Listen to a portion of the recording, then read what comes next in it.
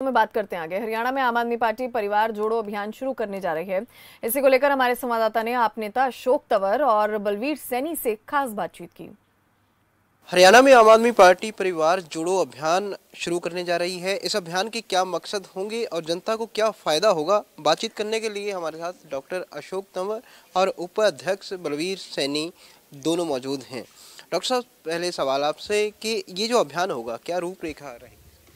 रूपरेखा अरविंद केजरीवाल जी ने भिवानी की धरती पर जब 4000 हमारे नवनियुक्त पदाधिकारियों को शपथ दिलवाई, उसी दिन उन्होंने ऐलान किया कि अब बिजली आंदोलन के बाद अगला जो आम आदमी पार्टी का अभियान होगा वो परिवार जोड़ने का है।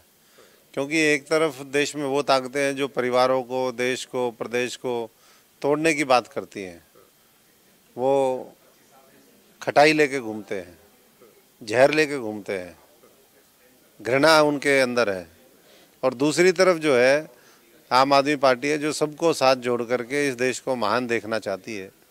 तो हमारे कल से परिवार जोड़ने का अभियान शुरू होगा और प्रदेश के अंदर करीबन 49 लाख परिवार हैं। हम बिना किसी ये देखे कि कौन किस पार्टी से संबंधित है, हर परिवार में, हर घर में बैठ करके उनसे चर्चा करेंगे, उनके सुख दुख के बारे में पूछेंगे, उनका जीवन कैसा चल रहा है, उसमें आम आदमी पार्टी कैसे बदलाव ला सकती है, क्या वो हमारे से अपेक्षा करते हैं, उनके बच्चों को नौकरी मिली या नहीं मिली, उनके बच्चों को अच्छी शिक्षा मिलती है या नहीं मिलती, उनके यहाँ बिजली आती है या नहीं आती, उनके स्वास्थ्य का ख्याल रख रहे हैं नहीं। ये जो परिवार पहचान पत्र, फैमिली आईडी, तमाम जो शोषण की व्यवस्थाएं हैं, जो पोर्टल ये सरकार चला रही है, तो उससे वो कितने परेशान तो हैं ही सब। तो ये सारी चर्चाएं करेंगे और जो ये फीडबैक निकल करके आएगा, इसके आधार पर मैं समझता हूँ कि आम आदमी पार्टी का आने वाले समय में चाहे नीतियाँ बने, चाहे कार्यक्रम बने, चाहे घोषणा पत्र बने, वो उसकी बुनियाद बनेगा।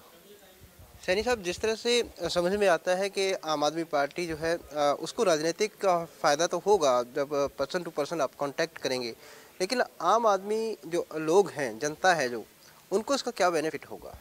देखिए, हरियाणा प्रदेश को बने को 55-56 साल हो गए, लेकिन जिन जिन राजनीतिक पार्टियों ने सत्ता पर जो रहे हरियाणा प्रदेश में, उन्होंने आम जनता को ऐसे मकड़ जाल में फंसा करके उनका शोषण किया कि आज समूचे हर वर्ग का व्यक्ति, चाहे वो किसान है, चाहे मजदूर है, चाहे वो कर्मचारी है, आज सड़कों पर है।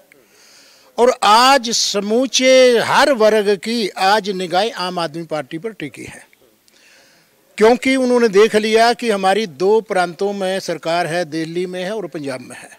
लेकिन दिल्ली में और पंजाब में जो मूलभूत सुविधाएं, जो हमारा एक संकल्प है, तो जब लोगों को ये पता चलता है कि आम आदमी पार्टी एक ऐसी पार्टी है जो बिजली, पानी, शिक्षा, चिकित्सा ये मुफ्त में मुहैया करवाती है जनता को, तो आम व्यक्ति का मन करता है कि हमने कांग्रेस पार्टी को देख लिया, भारतीय जनता पार्टी को देख लिया, अब की बार हम आम आदमी पार्टी को आजमा करके जरूर देखेंगे। हम गाँव में जाते हैं, इतना लोगों में उत्साह है, हमें बुलाते हैं, सैनी आइए आइए। मैं गांव में जब जाता हूं, सैनी साहब आइए, बैठिए, अब की बार तो हम आम आदमी पार्टी को वोट देंगे और हम इस आम आदमी पार्टी की सरकार देखना चाहते हैं, क्योंकि आज बड़ा झुकाव है आम आदमी पार्टी की तरफ जनता का। लेकिन जिस तरह से कांग्रेस भी तैयारी कर रही है, बहुत सारे दावे कांग्रेस कर रही है कि उनकी सरकार के कामों को याद कर रहे हैं लोग, और दूसरा जो सत्तारूढ़ पार्टी है भारतीय जनता पार्टी, वो भी कई तरह के इस तरह के दावे कर रहे हैं कि हैट्रिक लगाने जा रहे हैं, क्योंकि काम जो है वो जनता को पसंद आए हैं। तो ऐसे में आपको लगता है कि कोई चुनौती जो है वो मिल पाएगी आप? देखिए, भारतीय जनता पार्टी से सच्चाई तो ये है कि आज हर वर्ग, चाहे वो किसान है, चाहे वो मजदूर है, चाहे वो व्यापारी है, चाहे कर्मचारी है, आज हर वर्ग दुखी है। केवल मात्र क्या है, क्योंकि वो सत्ता में बैठे हैं, सत्ता के मारे बिजनेसमैन आज सत्ता के डर के मारने से हाँ हाँ करता है, लेकिन अंदर से जब जाकर के हम उनसे बात करते हैं तो हर वर्ग आज भारतीय जनता पार्टी से दुखी है। जहाँ तक रही कांग्रेस पार्टी का प्रश्न, देखिए, कांग्रेस पार्टी के घपले घोटालों से लोगों को बहुत तकलीफ हो रही थी। इतने घपले घोटाले हुए थे कि गली गली में, मोहल्ले मोहल्ले में, शहर शहर में एक आवाज़ गूंजी थी, कभी 2G सेप्टम का घोटाला था, कहीं कोयले का घोटाला था, कहीं रेल का घोटाला था, कहीं आदर्श कॉलोनी का घोटाला था, कहीं कॉमनवेल्थ गेम का घोटाला था। उन घोटालों से दुखी होकर के लोग सरकार को बदलना चाहते थे, तो उन्होंने आगे विकल्प नज़र नहीं आया।